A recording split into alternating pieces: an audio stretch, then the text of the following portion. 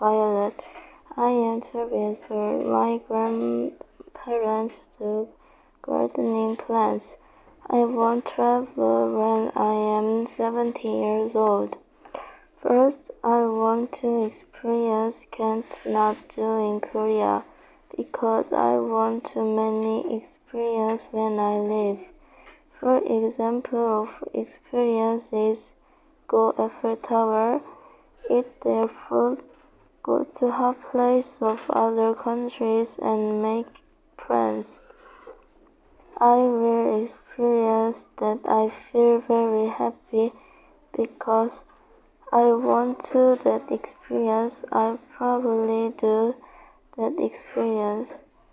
Second, I like to travel other countries because I like to look famous cultural properties and world history. So I see cultural properties and I feel in that age. I travel other countries can rest our body and can play fun. For example of this, go water park, taking baths with warm water and see nature.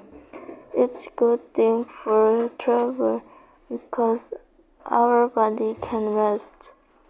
I think that is most reason I want to travel other countries. In conclusion, I want to travel when I am 70 years old because can't experience in Korea and I like travel other countries. Thank you for listening to my presentation.